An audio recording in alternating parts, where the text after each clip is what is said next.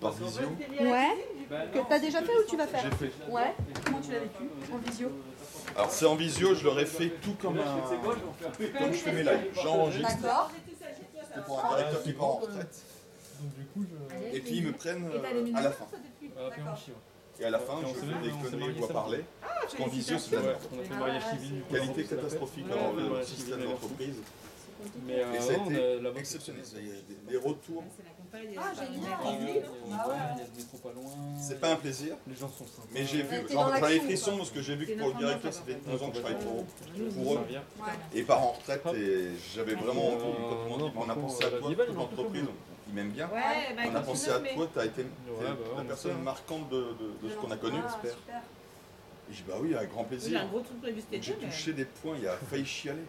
Ah, Ça, c'est un mec comme lui, 15 dates c'est sur un un vrai plateau d'humour. politicien. Ouais. Tu peux pas le Plus 4 faire fermer la bouche. J'ai vendu. Quoi qu'il arrive. Pour moi, c'est bon. Là, putain, j'ai réussi. En plein air. T'as Donc lancé ça va Tu vas en l'exercice. faire, Émilie, ta t'as lancé bouteille? Pour que ça fasse plus Bah propre. ouais. Tu l'as lancé ou pas encore? Oui, monsieur. Bah il faut le dire. Mais non, justement, moi j'aime bien. Là, ceux-là, ils sont bien, il est bien gros. La lumière. J'ai filmé là. Ça tourne. Hein. C'est-à-dire, je suis filmé. Bonsoir. Hey, salut, c'est Jean-Marie Bigard.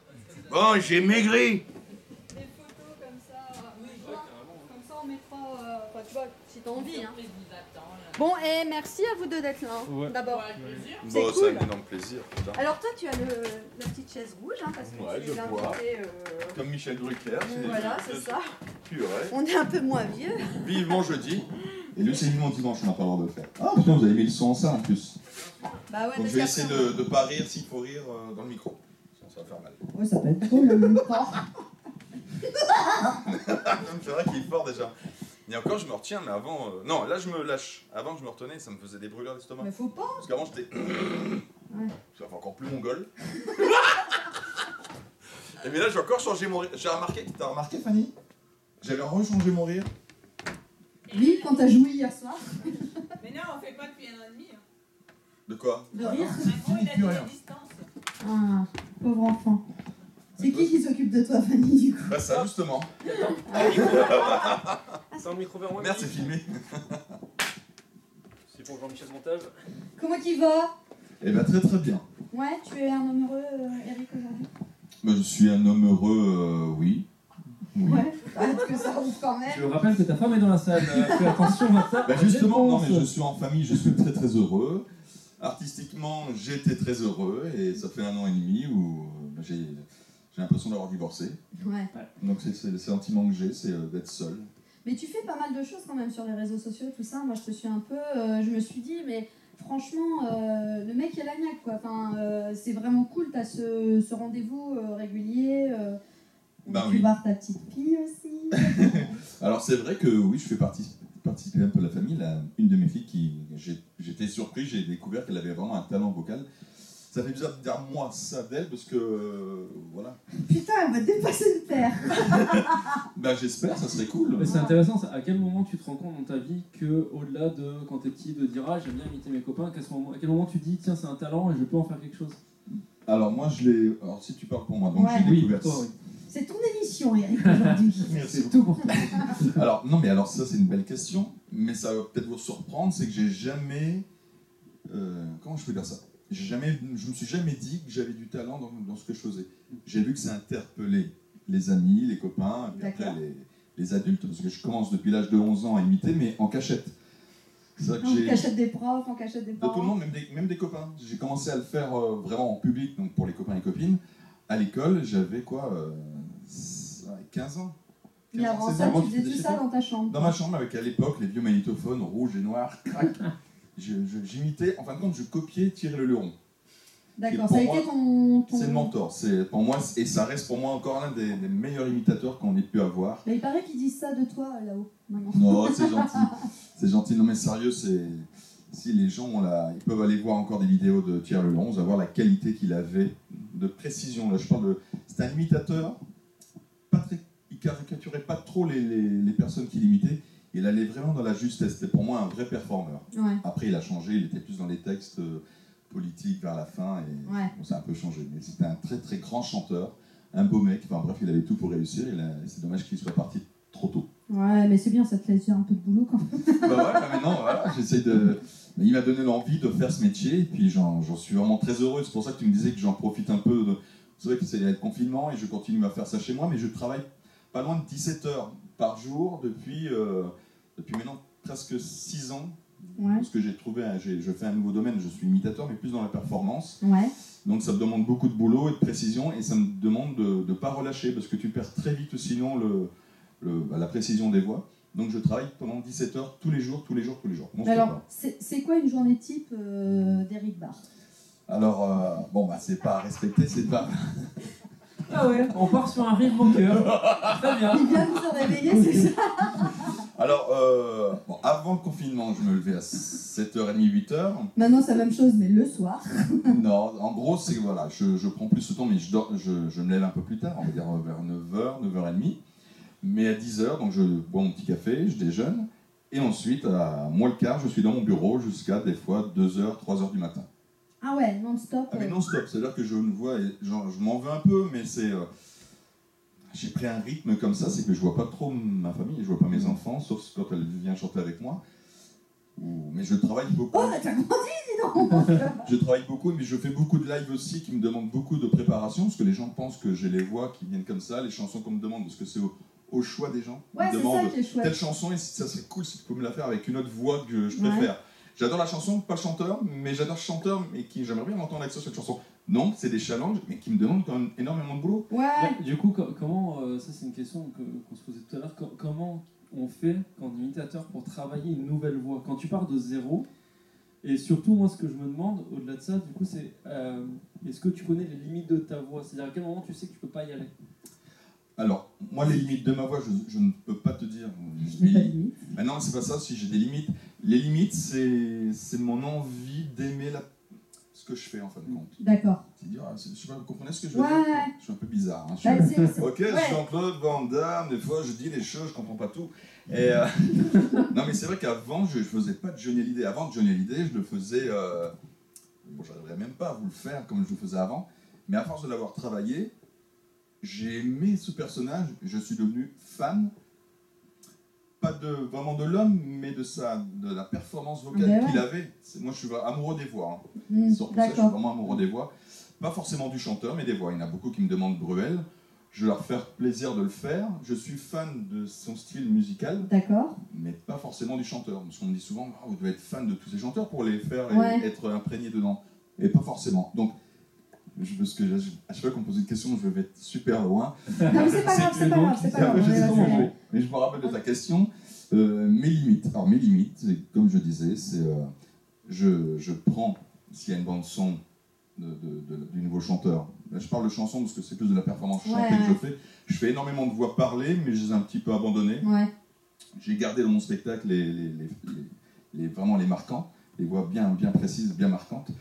Mais les voix chantées, c'est que je prends une bande-son et je vois si c'est déjà placé avec l'écoute que j'ai eu à une radio ou une télé, mais sans écouter vraiment l'original tout de suite. Jamais. Parce que ça me bloque. Je faisais ça avant et ça me bloquait. Je dis, je suis incapable de le faire.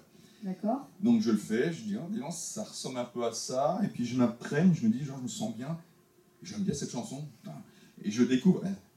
Attends, je pars du coq à l'âne. Non. Mais par exemple, on m'a demandé de faire des chansons de Sardou pendant des lives. Je connaissais Sardou, bien sûr, comme tout le monde, mais j'ai découvert sa discographie, c'est énorme. Moi, je connais que Jackie et Michel. J'allais faire une blague sur le fait que c'est extrême droite, mais je préfère Jackie et Michel. C'est mieux. Je sais pas, Sardou. Allez, bim.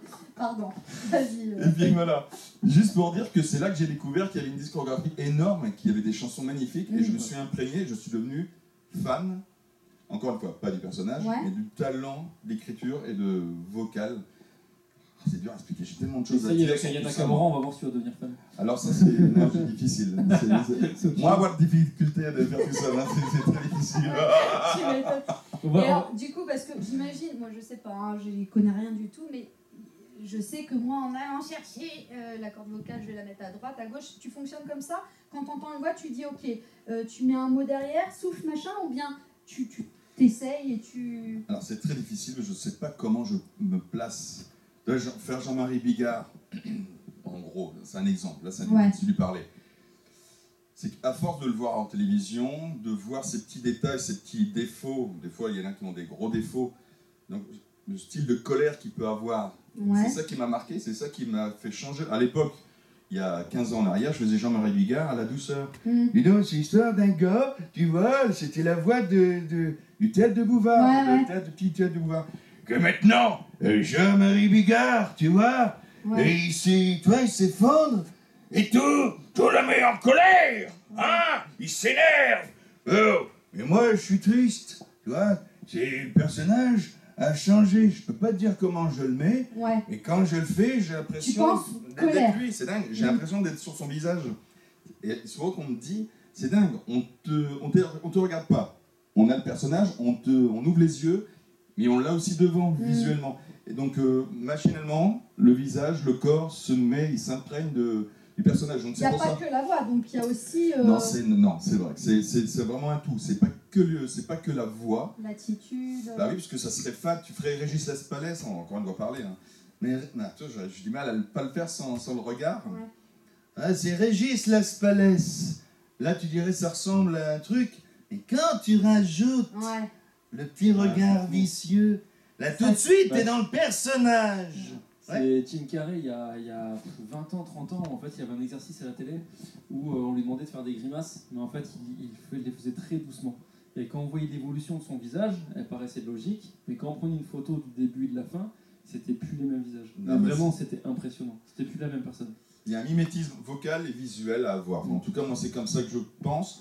Quand tu veux rester imitateur avec de la caricature, ça veut dire que tu peux dire que je fais telle voix parce que tu as trouvé un petit détail du personnage qui fait que tu la retrouves. Mais c'est juste une caricature. Quand tu veux aller dans la précision, tout doit jouer. Ouais. Tout doit jouer. Le corps, le physique, le dynamisme de la personne, si c'est quelqu'un de mou, enfin bref, tout doit jouer. C'est vraiment un travail. Ouais. Alors, Et d'ailleurs, je pense, si je peux me permettre, tu vas prendre une personne, tu vas prendre 5 imitateurs, il y aura 5 imitateurs complètement différents. Il y en a un qui va se dire ok, qui va plus jouer sur, je pense, sur, je sais pas, un cheveu sur la langue ou un. C'est une très bonne question, une bonne druquette ça. Hein, J'adore. Je suis pas d'accord, ça m'excite. c'est une bonne druquette, chers amis. J'ai été ton petit poids, ça se voit pas, mais. ne fais pas ça à moi parce que ça va se voir. Je vais prendre le manche de la chaise. Non mais c'est vrai, tu as raison, parce que chaque imitateur joue différemment vocalement. Sauf si c'est des imitateurs qui n'ont pas de...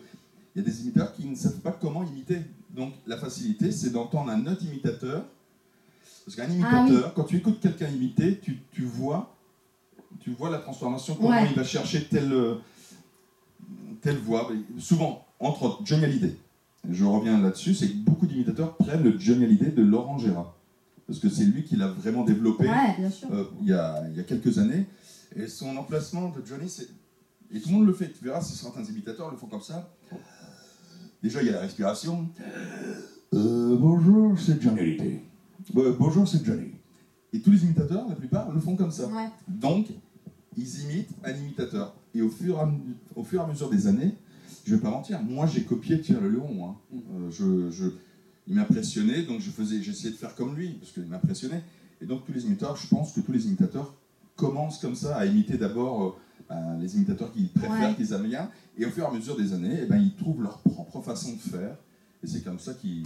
Mais nous, les humoristes, on fonctionne vachement comme ça aussi. Hein. Enfin, moi, j'étais imprégnée par Valérie Lemercier et Lukaku. Bon, bah voilà, on commence par copier, de toute façon, c'est le b.a.-ba. Donc, j'ai raison. Mais bien, je pense, attends, moi, je fonctionne comme ça. Je connais très peu de gens qui disent, j'ai tout de suite su ma couleur qui était... Enfin, je pense que dans la vie, des idées, il y en a déjà eu plein. On peut refaire tout ce qui a été fait. Mais ce qui est intéressant, par contre, c'est ce que tu dis, c'est la couleur que toi, tu vas trouver à un moment donné pour donner ton style. Et le style, moi, ce que j'aime beaucoup chez toi, pourtant, je te connais. Hein, moi, j'étais gamine avec ma mère et ma soeur, on venait te voir Et bim, le coup de vieux, en planète bowling. Allez, vas-y, Tu faisais chanter ma quelle soeur. carrière à 28 ans, c'est beau. Et je t'ai revu très récemment sur une scène ouverte ici où tu faisais Céline Dion. Et je me disais, voilà. Mais en fait, ce que j'aime chez toi aussi, c'est ce côté de croiser, et tu passes de l'un à l'autre et t'en prends plein la gueule. Et je connais personne qui sort pas et qui disent putain, c'est pas impressionnant, quoi, tu te prends ça. Ça me fait plaisir parce que c'est vraiment ce que je recherche dans ce nouveau spectacle. En fin de compte, c'est mon nouveau spectacle. À l'époque, j'étais vraiment qu'un imitateur. Je caricaturais, j'étais un gros feignant. Bah, pas vraiment. Ah non, ça faisait déjà presque 15 ans que je tournais. Tu viens de dire le mot, je crois. J'étais feignant. J'étais un feignant, ah oui, c'est clair, je restais sur mes acquis. Ça plaisait sans faire d'efforts, donc je me disais, bon, bah voilà.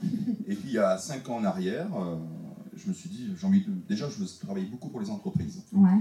Donc, j'avais pas cette peur de dire, je vais pas jouer dans un théâtre, j'aurais pas un public. C'est pour m'imposer un public. Et voilà, c'est une autre façon de... C'est une autre pression, c'est pas la... Bah, c'est pas du tout la même... C'est une autre pression. Et là, maintenant, de me faire connaître par un grand public, ça demande un travail différent. Et tu vois, je te parle et je pense à tellement de choses en même temps que j'ai déjà oublié ta question. Je parle d'un truc, je sais même plus de quoi je réponds. J'écoute tellement que je sais même plus moi-même la question. Comment on fait les bébés? Si, ma question c'était, justement, tu disais que tu étais feignant et oui, voilà. Qu'est-ce qui a été le déclic? Alors de dire, ok, maintenant, je me rends compte que si je veux évoluer, il faut que je travaille. Qu'est-ce qui... Alors c'est la rencontre, voilà, donc des chefs d'entreprise pour qui je travaillais, qui me disaient, ils étaient surpris, surtout par ma prestation chantée, d'imitation chantée. Et on m'a dit, laisse ce qui est parlé à ceux qui, en gros, qui savent mieux le faire. Et ils ont raison. Il y en a qui sont très très bons, il y a des pointures, il y en a vraiment pour moi, une pointure au niveau du parler. Je ne sais plus son nom, mais... Alors, il y a Gérard, Canteloup, Jamais... Tu vas me dire tout sauf lui, il est sur Europe 1, je crois, ou France Inter. Alors là, moi... Non, vous avez un trou de mémoire? Je l'aime bien, c'est un grand mec qui a été chez Ruquier. Ah, Marc-Antoine Lebray. Voilà. Ah, Lebray, qui est venu ici plusieurs fois, qui est très très bien. Ouais. Donc pour moi, c'est le numéro 1 du parler. Et donc, parce que j'ai pas couché avec lui, en fait. Oui, mais moi, oui, c'est pour ça que je m'en souviens. Ah, c'est pour ça. J'ai pas encore personne. Hein. Et donc voilà, donc j'ai laissé de côté ça et je me suis plus appliqué sur les prestations chantées. Et c'est comme ça que je me suis dit, bon ben voilà, j'ai changé ma façon de faire. Et pourquoi tu fais ça, Eric? Pas me toucher, mais pourquoi tu fais ce métier d'imitateur? Qu'est-ce qu'il fait? Il est parti. On Nous l'a avons perdu Eric. Oh, je suis fatigué, excusez-moi, pardon. Non. Oui, t'es pris par le boulot. Pourquoi tu fais ce que tu fais, Eric? Qu'est-ce qui Nous avons perdu. Sur une perte. C'est ça. Je laisse finir. Non, mais qu'est-ce qui t'anime profondément? Alors, pourquoi je fais ce métier alors? Ouais, c'est ça. Eh ben, je vais pas vous faire pleurer, mais c'est vrai que j'ai toujours été quelqu'un de solitaire depuis que je suis tout petit. Et j'ai vu que l'imitation, le fait de faire quelque chose comme toi en tant qu'humoriste, tu interpelles les gens. Les gens sont attirés par quelqu'un qui fait rire, qui surprend, et ben voilà. Donc j'ai vu que les imitations interpellaient les copains, les copines. Après c'était plus les adultes, parce que j'ai jamais eu vraiment de personnes, c'est pour ça que je n'avais pas envie de faire pleurer, mais j'ai jamais eu de copains et de copines dans ma vie, en fin de compte. Ça a toujours été des gens que j'ai rencontrés après prestation, après avoir vu que je savais imiter, chanter. Et voilà, les gens étaient attirés par ça. Et c'est dur d'avoir des gens, des vrais copains, des vrais amis, qui sont là pour toi, en fin de compte, pas pour ce que tu... Tiens, fais-moi une blague, raconte-moi une blague, tiens, fais-moi une imitation, bon, on va l'inviter, on va avoir un spectacle à la maison, il va nous faire un show. Ouais, et non. De foire, quoi.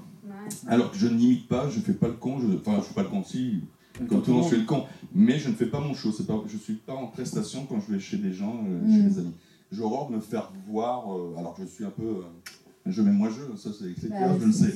On est tous pareils, on fait tous ce métier un peu pour ça. Mais voilà, je fais ce métier parce que ça me permet de me faire voir, voilà. C'est dur d'expliquer ce que tu dis, parce que ça revient de l'enfance. Hein. Je veux que les gens me voient, en fin de compte, que je suis existant. Besoin d'être aimé. Voilà, c'est marrant parce que c'est ça. C'est ce que tu provoques chez moi, c'est-à-dire que, je sais pas si tu te souviens, je t'ai appelé ma Madeleine de Proust. Oui. Et je l'ai pensé très sincèrement, et du coup je peux le raconter rapidement, c'est que moi je vais être très honnête, sans être vexant, l'imitation à la base, pour moi c'est le domaine qui me touche pas. J'ai fait des régies d'imitateurs qui étaient très bons, et j'ai fait leur spectacle, et j'ai reconnu que les mecs étaient des tueurs, mais je suis sorti de là en disant, bon, moi ça me touche pas. Et puis t'es arrivé, et t'as commencé à chanter, et t'as fait Johnny, t'as fait Céline, et d'un coup j'ai eu l'image de mon père avec son verre de whisky devant la cheminée, j'ai eu l'odeur, j'ai eu tout ça, Et puis j'ai senti que ça commençait à monter. Puis après, je me suis dit, bah, je suis en train de poser, donc je vais me calmer un petit peu. Et vraiment, tu provoques ça chez moi quand tu. Bah, un grand merci.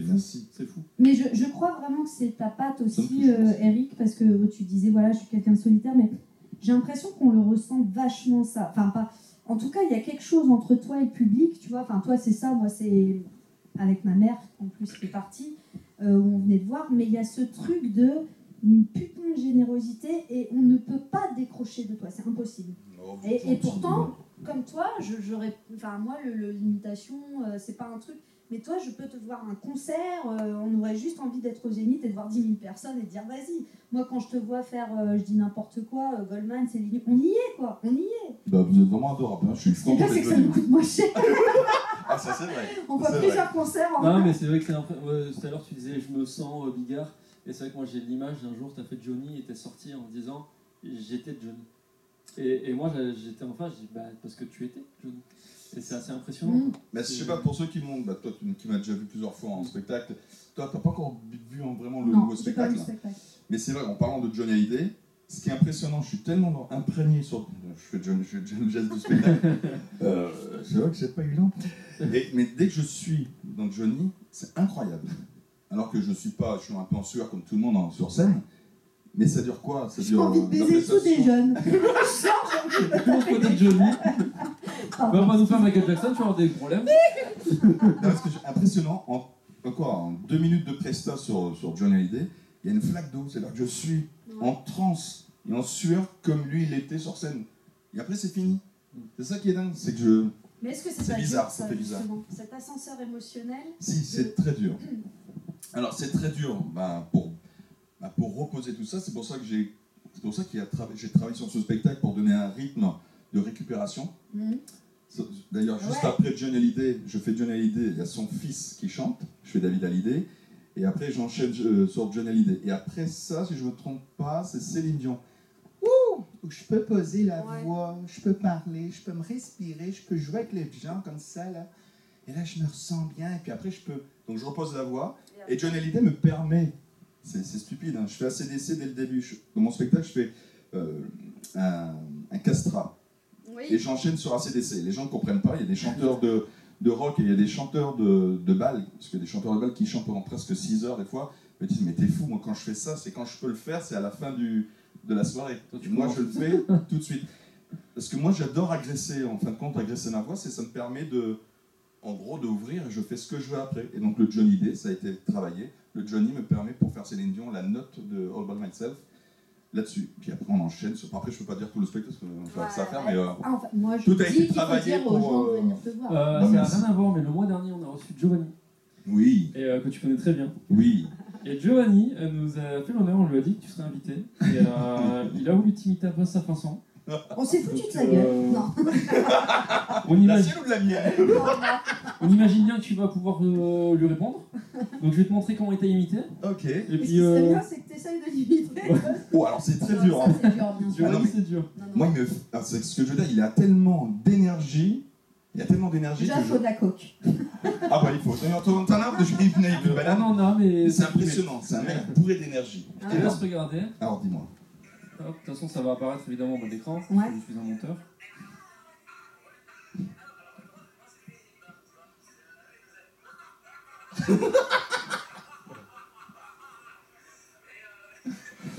Voilà l'hommage de Giovanni.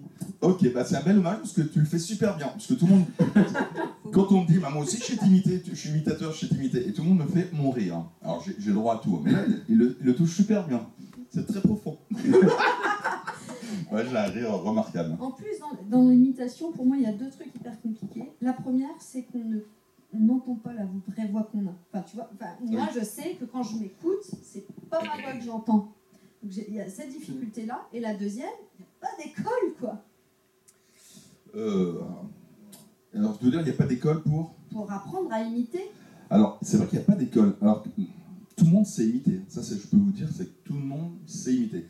Mais il faut connaître sa voix. Il faut connaître son corps, j'imagine aussi. La voix et après le corps, oui, c'est ça. Son... Mais c'est un ensemble. Il faut d'abord s'écouter.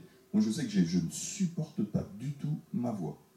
Ah, j'ai une voix des années 70 que je... Mais sérieux, hein. Je ne supporte pas ma voix. Et mais elle est très basse, c'est sûr. Avant, quand j'étais jeune, j'avais une voix vachement comme ça, elle n'était pas faite. Et très longtemps après, peut-être à 30 ans que j'ai commencé à avoir la voix d'adulte, de crooner. Mon Dieu. Non mais sérieux, mais tout a travaillé. Et c'est vrai qu'il n'y a pas d'école d'imitation, mais pour cela, il faut vraiment s'enregistrer, s'écouter. Et après, tu vas te dire, purée, ma voix, elle ressemble à ça, elle ressemble à ça, elle ressemble à ça. Et avec une voix, tu peux en faire plein. Hein. Ouais. Après, je peux donner des exemples, mais après, je vais vous faire des voix que vous n'allez pas connaître. Conférence. Non, mais le truc qui est compliqué, c'est comment tu peux dire à quelqu'un, pour faire cette voix-là, il faut que tu vois, tu peux pas l'enseigner. Je crois que c'est à part enseigner à la personne de connaître un peu ses limites. Si, tu peux. Ah ouais? Bah si, parce que tu lui donnes un exemple. Tu dis, voilà, je te fais 3 voix, tu essaies de me les faire à ta façon, comme tu le ressens, quitte à essayer de m'imiter. Et tu vas voir la capacité qu'il peut avoir. Après, tu peux lui donner des détails. Tu arrives à faire ça, va plus en profondeur. Tu veux essayer, Émilie? Non, c'est vrai. Non, moi je suis nulle en imitation. Par contre, j'adorerais, mon rêve, ce serait de faire des voix de dessin animé. Par contre, ça j'adore. Mais à les limiter, non. Je faisais juste Pluriel Robin, mais c'est une catastrophe. Donc, non, on est Et ça donne quoi? Allez, attends. Non, je vais me taper la on honte. ne passe pas à la suite tant que tu ne l'as pas. Je ne dis pas rien de ça. Ton rapport au doute et à l'échec. Le fais pas. Non, je le ferai pas. Très premier degré, tu sais. C'est Ton comme... rapport à la coque et au pute. Non, mais... Elle l'a fait super bien, Myriel. Très sincèrement, parce que t'es quand même un gars qui a de la bouteille. T'as commencé ta première scène, t'avais quel âge? Mais j'ai commencé tard. Hein. Oui, j'ai commencé, j'avais 27 ans. D'accord. 27 Moi j'ai ans. commencé après, ça va, non? T'étais encore jeune? Moi je parle de scène. Ouais. Avant, j'étais animateur. J'étais animateur dans les premiers karaokés, les animateurs de soirée. Ah d'accord, t'as commencé. Donc pour moi, j'appelle pas ça du spectacle. Ouais. Mais d'être vraiment sur scène devant un public, j'ai commencé, c'est ça, vers 26-27 ans. D'accord. Et après, il y a eu Graines de Star qui a enchaîné. Après, j'ai travaillé pendant 2 saisons chez Michel Drucker. Ce qui est dingue, c'est que tout est venu alors que j'étais pas prêt. Ouais. C'est ça qui est dommage. Je m'en veux un peu. C'est que j'étais pas prêt. Donc Rire et Chanson m'avait demandé de travailler pour eux, RTL. Plein de choses me venaient. Et on me dit souvent, mais pourquoi on ne vous voit pas à la télévision? Pourquoi vous faites pas ça? Mais je dis, je les ai eus, mais je les ai refusés. Donc on va peut-être pas me reproposer. Parce que tu te refusé. sentais fragile encore? Ah mais je me sentais pas du tout au niveau des autres personnes. D'accord. J'ai toujours été, je me suis jamais mis en valeur en fin de compte. Je me suis toujours laissé écraser. T'as plus de charisme. On me pose la question, mais tu parles à ma place. Vas-y, je te laisse. Moi j'étais comme ça et je me suis encore un peu comme ça, peut-être un peu moins. C'est fou. Mais voilà, c'est pour ça que ta question de tout à l'heure, comment tu as découvert que tu avais du talent, machin truc. Je me suis jamais dit. Je me suis toujours dit, ça plaît. Et arrivé chez moi, je dis, non, c'était naze. J'ai pas aimé, je me sens pas quand quelqu'un d'autre. Putain, il le fait vachement bien, il le tient vachement mieux que moi. Purée, et on me dit que je suis bon. Je suis jamais positif. Alors qu'il y a des artistes connus comme Denis Brognard qui m'avait vu en spectacle plusieurs fois et qui arrêtait pas de me pousser en disant mais vas-y. Mais encore maintenant, c'est fou le rapport. Quelqu'un de trop timide. C'est fou le rapport aux autres parce que tu vois, par exemple, Émilie, on en a beaucoup parlé. Je sais qu'elle, quand elle voit une humoriste qui est très très fort, ou une humoriste qui est très forte, qu'elle estime meilleure, elle a envie d'arriver à ce niveau-là. Ça te motive. Ah, moi, c'est un. Alors que toi, ça a peut-être l'effet plutôt inverse. C'est inverse, c'est vrai. Après, ça me motive, mais ça veut pas dire que. En fait, je pense que le moteur, il est le même. C'est-à-dire que c'est il est chouette, mais du coup, toi, ça va être plus. Je vais le laisser, je vais me mettre, et puis on verra plus tard. Quand tu vois ça, quand tu vois quelque chose qui est bien, tu dis comment te démarquer? En plus, quand tu le vois, c'est qui tu le vois à la télévision, forcément. Donc si tu es à la télévision, tu dis ça sert plus à rien d'essayer de faire ce style de truc, de personnage. Ça a déjà été entendu, on va croire que tu as copié sa façon de faire. C'est très dur quand tu n'es pas médiatisé, alors que tu fais des choses avant les autres, mais personne ne le sait. Et celui que la personne est plus médiatisée et suivi, on dit purée, il le fait super bien. Ah ouais, mais je le fais depuis plus de 10 ans. Ouais, vous ne le savez pas. Et ça, c'est très frustrant pour un artiste. Je te jure que c'est super frustrant. Comme tu as dû avoir des répliques de spectacles que tu as eu, toi, et que tu dois les entendre peut-être ailleurs par des autres artistes, tu dis purée. Ça fait partie de mes répliques. Moi, on m'a toujours dit qu'avec cette histoire de copie comique, on m'a toujours dit si un mec connu il prend ta blague, c'est lui qui a raison. Le public il aura toujours raison. Écoute, tu sais, moi il y a eu ce truc, parce qu'il y a un humoriste qui a repris des trucs que que j'ai dans mon spectacle. Et la première, mais peu importe, la première réaction, ça a été « Oh, le connard !» Et maintenant, je me dis, mais en fait, je suis hyper, mais ça, je sais pas si c'est là, je suis hyper tranquillisée avec ça, parce que quelqu'un m'a dit, mais si quelqu'un te copie, c'est que c'est cool, c'est que t'es un guide. Et je me dis, mais ouais, finalement, moi-même, j'ai copié, tu vois, finalement, Valérie Lemercier. Oui, mais tu l'as copié chez toi, pour toi, pour ton plaisir. Oui. Mais je sais plus si c'est Verino ou un humoriste qui a dit un truc hyper intéressant par rapport à ça. Ah, c'est lui Non, c'était trop intéressant, justement. Il disait, je sais plus c'est exactement, mais il disait, si Charles Soignon, je sais plus, bref, qui disait, si on me vole une blague, ça m'embête, mais c'est moi l'auteur. Donc ça veut dire que s'il me vole une blague, moi je peux en réécrire 100, là où lui il sera pas capable d'en écrire. Donc voler mes blagues, j'en écrirai des mieux. Et je trouve ça un bel état d'esprit, quoi. C'est un bel état d'esprit, c'est vrai que si tu arrives à penser comme ça, c'est cool. Mais c'est dur. Mais c'est dur de te dire, purée, je travaille depuis des années, je sais faire ça, je sais que je fais des choses que personne n'a pas encore fait, et que j'en suis toujours un inconnu en fin de compte. Que je suis pas devant. Et ça, c'est frustrant. Ouais, j'allais dire, t'en souffres? Bah, j'en souffre, je m'en veux, hein. C'est de ma faute. Hein. Non, on m'a fait tellement de propositions que j'ai dit non parce que je me mettais plus bas que terre. Donc ça, c'est que de ma faute. Je m'en veux maintenant. Mais j'étais pas prêt avant. Là, je suis prêt. Donc, là, j'en suis prêt. Oui, ça, c'est pas que tu t'en veux, c'est que ça, enfin, moi, j'ai une croyance profonde qui est que les choses doivent arriver quand elles arrivent. Tu vois? Et ça, enfin, t'es à ta place, quoi. Je veux dire, pour moi, hein, c'est ton chemin. Mais en grand public. C'est-à-dire que moi, je suis un débutant. Moi, j'ai fait pendant 25 ans du spectacle pour entreprise. Partout en Europe, j'ai eu la chance de tourner partout. Ça, c'est clair, comme une star. J'étais une vraie star dans les entreprises. Et ça fait pas longtemps que je découvre et c'est ici, hein. Je découvre la scène grand public. Ça veut dire que c'est les gens qui payent leur place pour venir me voir. Actuellement, je venais dans les entreprises, on m'imposait pour donner du bonheur aux gens. Voilà. Tu as quand même la chance ici d'avoir un régisseur hors pair. Hors pair, bien sûr. Je sais pas de qui je parle, mais il est incroyable. Mais alors, c'est quoi pour toi la réussite, La réussite, c'est de durer, de faire plaisir, de dire, putain, sur une chose classique que tu fais habituellement, tu arrives à donner du bonheur aux gens. Et c'est ça qui est dingue. Je reçois des messages, mais vous ne pouvez même pas imaginer, tous les jours, hein, de remerciements par mes lives, de remerciements des gens qui étaient après spectacle. À chaque fois, j'ai envie de faire pleurer les gens, c'est chiant de dire ça. Mais non. Et moi, ça me touche beaucoup. Alors, ce qui m'a fait le déclic, je fais tout de suite la parenthèse, ce qui a fait le déclic de me dire, purée, c'est la première fois que je me suis dit ça, je dis, putain, je suis bon.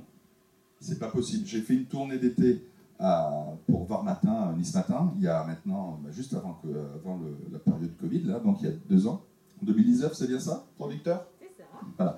En 2019, l'été 2019, on a fait une 50 dates. Et pendant 50 dates... 50 dates, je suis pas sûre que ceux qui passent à la télé font 50 dates comme ça. Mais j'étais qu'en première partie. C'est ça qui est dingue, c'est que je suis une première partie. J'étais pas plus annoncé que quelqu'un que les autres. Il y avait plusieurs premières parties. Et ce qui est dingue, c'est que pendant 30 minutes de première partie, j'ai eu mon record chaque soir, 6 standing ovations. Parce que ce qui est rare dans cette tournée, c'est qu'il y a une partie, il y avait peut-être 3 ou 4 000 assis, et le reste était debout au fond. Et tu fais lever les gens, et ça applaudit pendant presque 5 minutes. Chaque morceau, chaque truc. Je vous en parle, j'en ai des frissons. Je me suis dit, purée.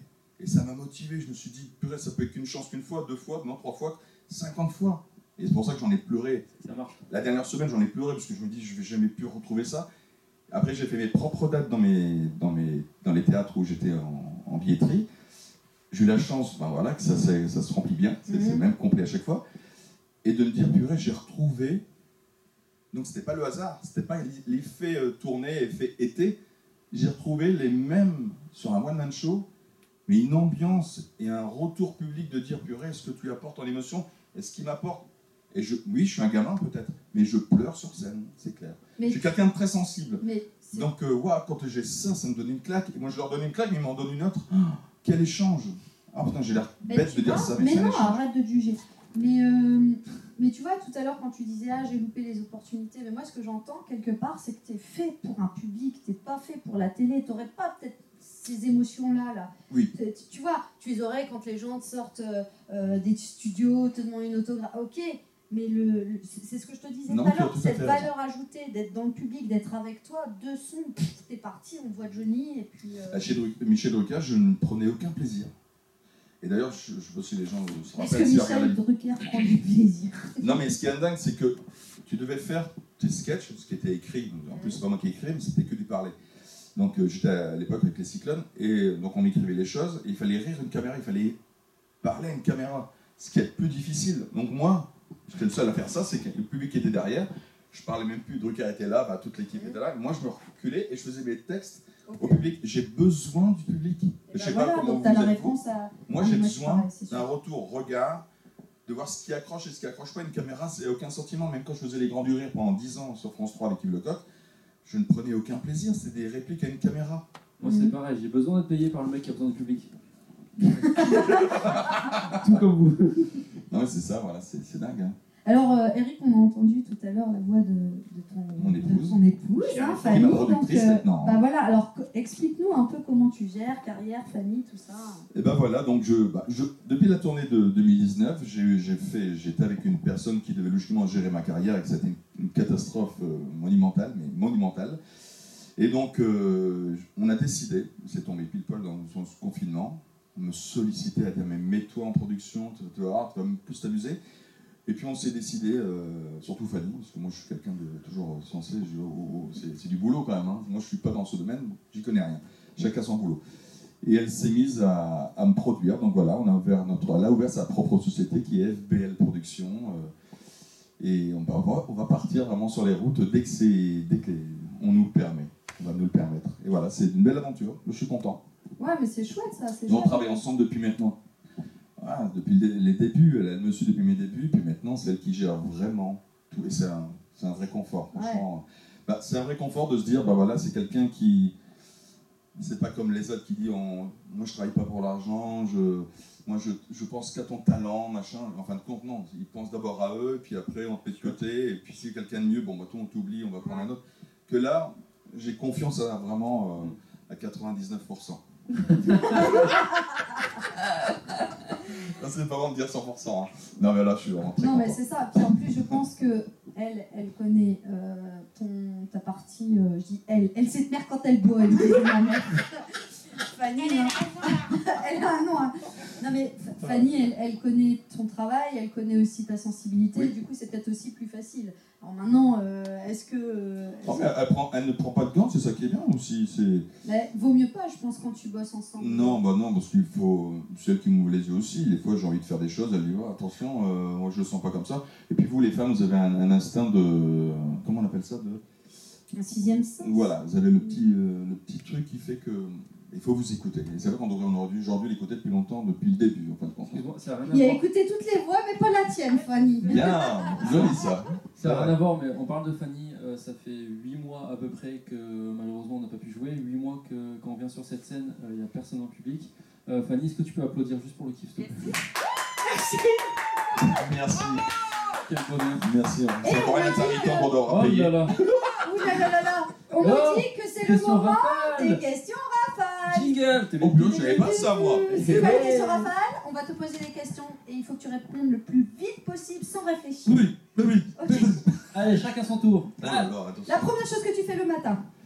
J'ouvre les yeux. Quel métier tu voulais faire quand tu étais enfant? Oui, rafale, ça va aller vite. Mais ça marche. On fera du montage parce que j'en ai hâte. Excuse-moi. Quel métier tu voulais faire quand tu étais enfant?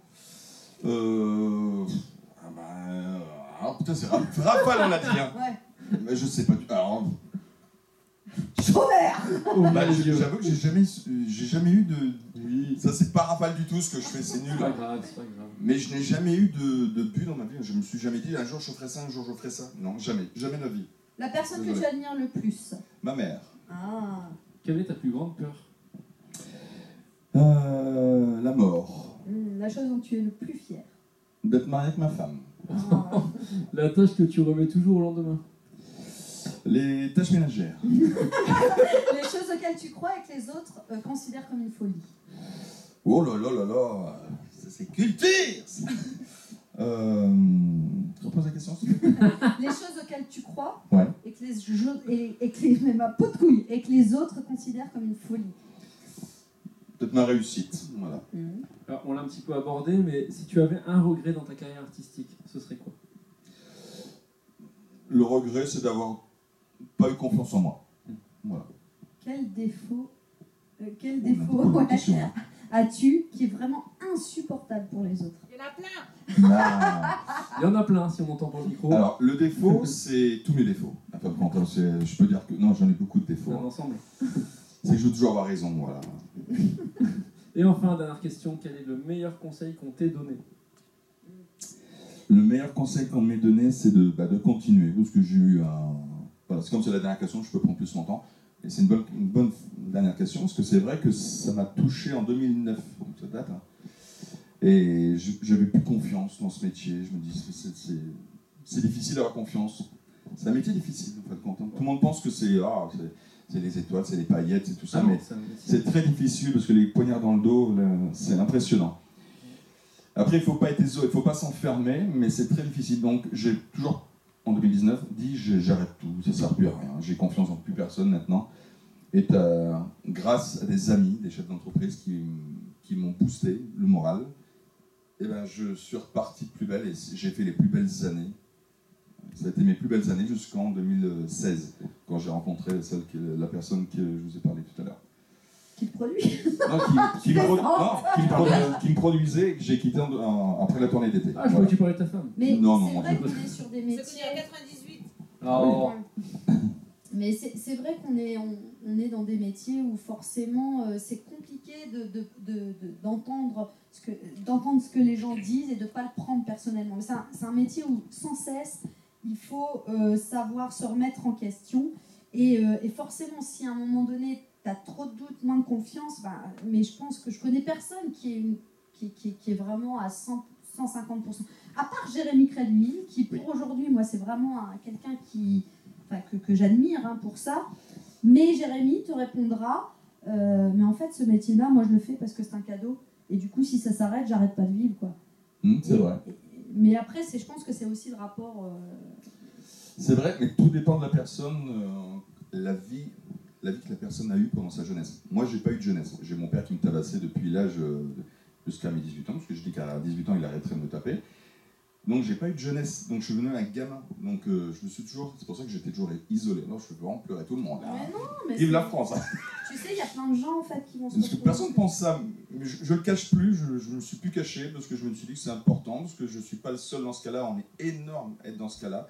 Avoir un père violent. Il y en a qui ont même les parents, les deux, très violents. Mais ma mère était tellement soumise que voilà, que j'avais personne pour me défendre. Donc je me suis auto-éduqué, donc enfermé par les copains. Je n'avais pas de copains, je n'avais pas de copines.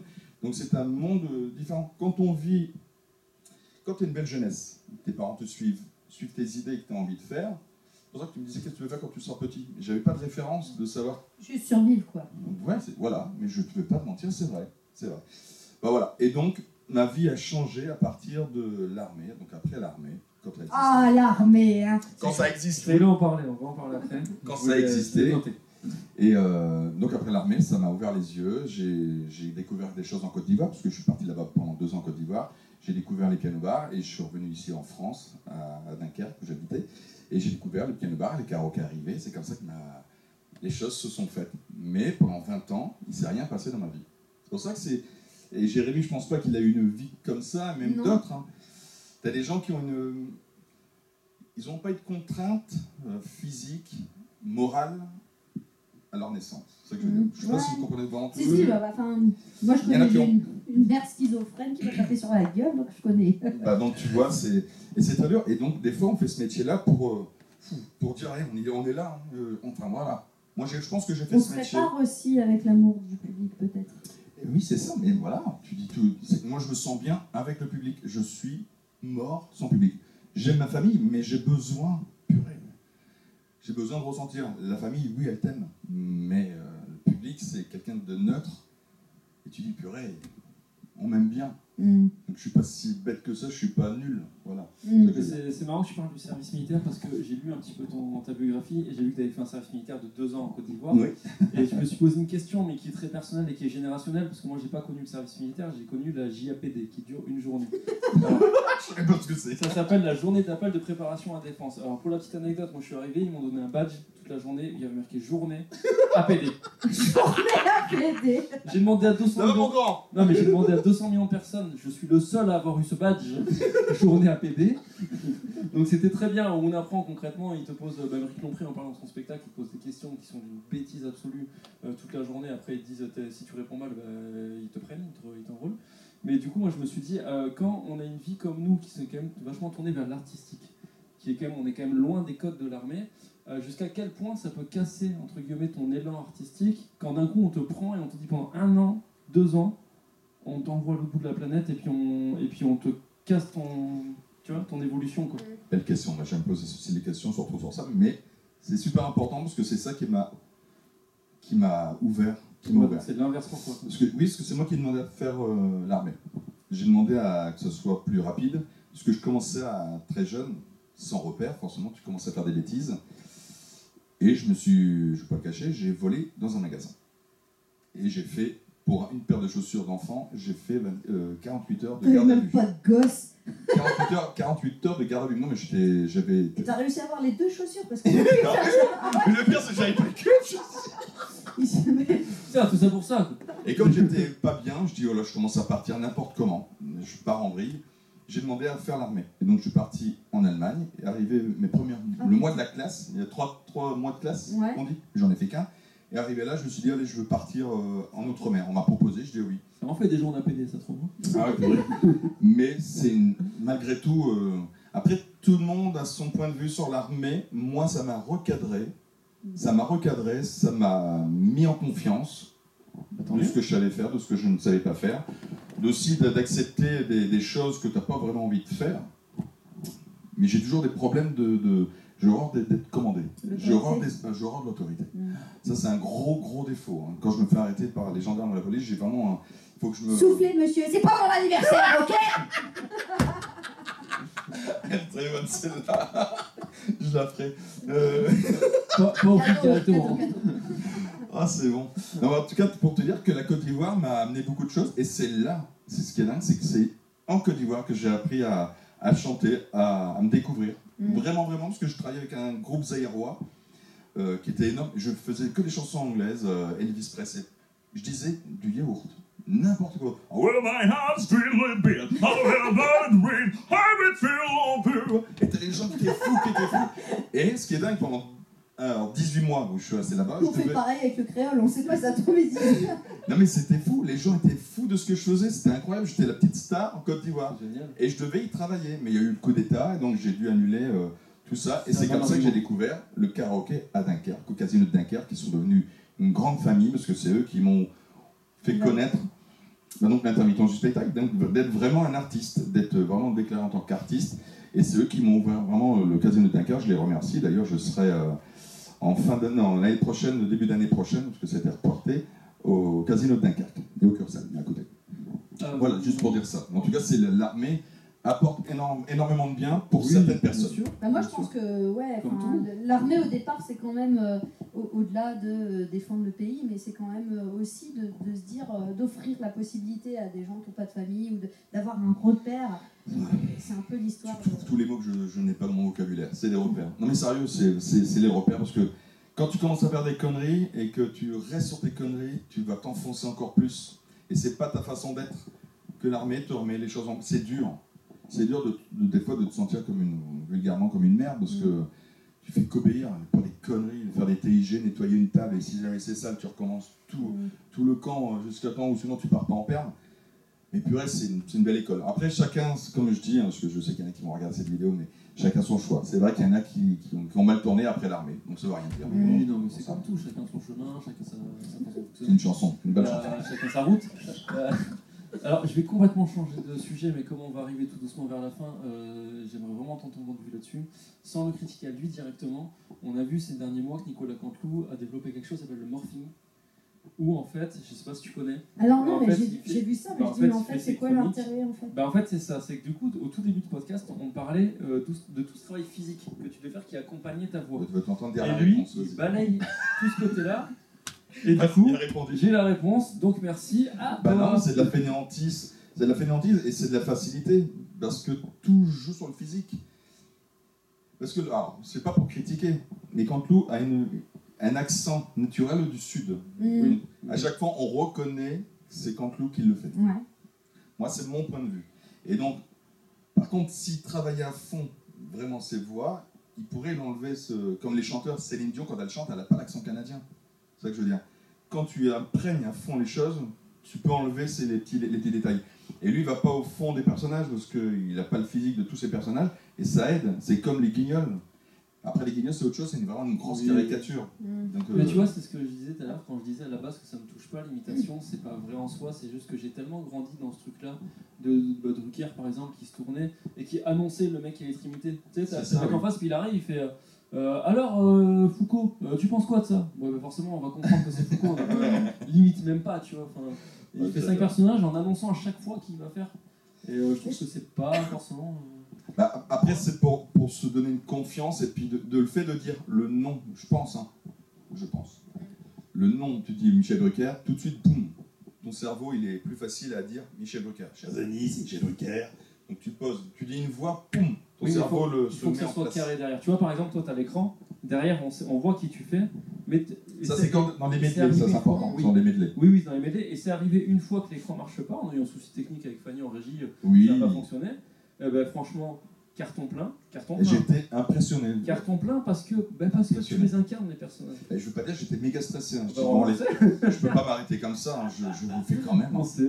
On avait que le son, pour l'histoire, on avait que le son et pas l'image. C'est quoi ton pire souvenir de scène, justement Oh là là là là, mon pire souvenir. Tu dirais mon plus beau souvenir, c'est ma tournée d'été vers matin, qui n'était pas la mienne. J'étais qu'une première partie, mais je me suis senti vraiment comme si c'était ma tournée. Et je remercierai jamais, parce que je sais qu'ils la regarderont, parce que maintenant ils me suivent énormément, tous les gens du Var. Et tous les vacanciers qui n'étaient pas du Var et qui me suivent maintenant un peu partout en France. Tous les gens du Var. Du Var, non. Du Var. Ils me suivent tous. J'espère qu'on dira un jour ça. Ça, c'est mon plus beau souvenir que j'aurai du spectacle. Et la chose la pire. Une anecdote. Bah, l'anecdote, c'est celle qui marque le plus. C'est quand j'avais fait j'étais en public, lors d'une élection de Miss, et t'as la présentatrice de France 2 ou d'M6, je ne sais plus, qui a débranché, pendant que je jouais mon show, le prix général. Alors, pour ceux qui connaissent un peu la technique, c'est un transfo énorme. C'est pas une petite prise classique. C'est un triphasé, comme ça, avec 3 branches qui est la plus grande que mes doigts. Elle a débranché ce machin pour essayer de mettre son chargeur de téléphone. Et ça a coupé tout. Noir, complet, plus de son. Et pour moi, j'étais en plein medley. L'Amérique. Et ben, j'ai continué mon spectacle a cappella. Jusqu'à temps qu'on revenait, qu'on remettait le... Tu te rappelles ça, mon cœur? Oui, les amplis C'est impressionnant. Ouais, les amplis étaient en protection. Et tous les amplis étaient en protection. Moi, j'ai fait ça aussi à l'hôpital, mon grand-père, comme ça. Alors, à plus petite échelle, moi, ça m'est arrivé ici. On recevait Christelle Cholet, qui est quand même connue. Ah, C'était complet. Il y a une technique. Il y avait une grosse technique. On avait travaillé toute la journée. Vraiment, on avait rajouté des enceintes. Il y avait un matos énorme sur scène. Enfin, c'était un gros truc. Et arrive le soir, on joue à 19h30, donc on peut pas prendre de retard. Parce qu'à 21h30, il y a un autre spectacle. Ouais. Donc il faut vraiment c'est carré et tout. On fait, et juste avant de faire... c'est comment?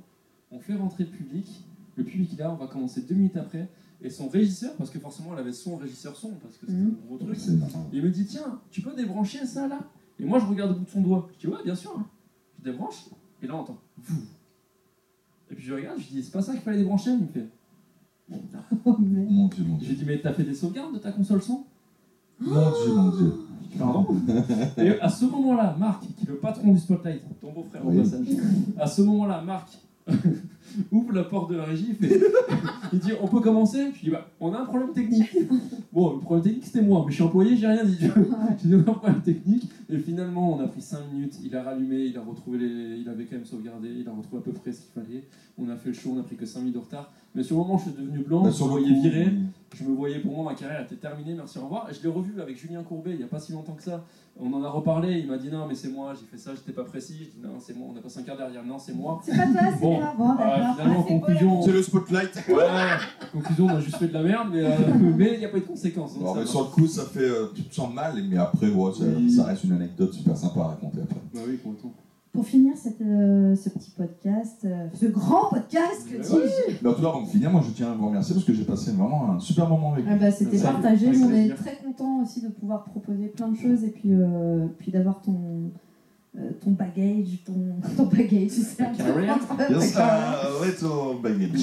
Your feedback on the Metia Show. Si tu avais, Eric, devant toi un gamin de 12 ans qui voudrait être imitateur, quels seraient les 3 conseils que tu lui donnerais? Alors, les conseils, c'est un peu ce que je dis à ma fille, c'est que tu veux chanter des chansons, mais déjà arrête de regarder TikTok et machin. Non, mais si tu veux faire quelque chose, fais-les jusqu'au bout. C'est-à-dire que tu veux chanter cette chanson, écoute-la tout le temps. Il faut travailler, écouter, travailler. Si tu veux faire ce métier d'imitateur, hein, il faut écouter, il faut être intéressé par les voix, il faut aimer les voix. Moi, c'est plus fort que moi, c'est que dès que j'entends une voix, je suis... Des fois, on me dit, mais pourquoi tu me regardes comme ça? En fin de compte, je suis tellement fixé. Eric, tu entends mon voix? Mais ma voix se place tout le temps. Et donc, je dirais ça à un petit garçon de 12 ans. Ouais. Si tu veux vraiment faire ça, écoute, amuse-toi. Amuse-toi avant tout. Moi, j'ai fait ça pour m'amuser. Après, on m'a proposé d'en faire mon métier. Hein. C'est le hasard. Moi, franchement, je suis sur scène par le grand hasard. Le hasard, que ce soit une passion aussi. Mais je ne savais pas qu'on pouvait en vivre. Et de faire plaisir, de se faire plaisir et donner du plaisir. Et je ne remercierai jamais toutes les personnes, je ne peux pas dire de nom, mais je pense qu'ils vont tous se sentir, même le public qui vient me voir, fait partie des plaisirs, des réussites que j'ai pu avoir dans ma vie, parce que sans le public, sans les personnes, même si c'est des critiques négatives, tout est positif malgré tout. Et je ne les remercierai jamais assez. Merci à vous, continuez à venir pour critiquer après, c'est pas grave, mais venez me voir. Voilà. Alors ce jeune de 12 ans, c'est travailler, écouter et prendre surtout du plaisir, s'amuser. C'est vraiment s'amuser. C'est comme ça que je penserais. Mille merci d'avoir passé ce moment avec moi. Super, vraiment top. Bravo pour ce que vous faites, parce que je vous suis et j'adore ce que vous faites. Et c'est un honneur et un plaisir d'être avec vous, et en plus dans ce lieu de Spotlight. Évidemment, Isa et Marc, évidemment. Le fait que tu sois le frère de ma patronne n'a rien à voir avec ton invitation. Non, je pense pas. En vrai, je sais même pas s'ils sont au courant que je pense pas. D'ailleurs, j'en ai même pas parlé. C'est vrai. Non plus. Je les ai eu au téléphone il y a 2-3 jours, j'en ai pas parlé, je pense pas. C'était un vrai plaisir de te recevoir. Et moi j'ai hâte de te revoir sur scène, de retravailler avec toi et de vous revoir. Merci à vous. Eric. Bisous. Merci Fanny. C'est tout pour nous. C'était chouette. Merci à vous. Tu rigoles ou quoi? On a fait C'est chouette, c'est hyper intéressant en plus parce que... Mais non, c'est fait pour. Merci, je vous dois combien? Non mais en fait c'est vraiment ça en plus que...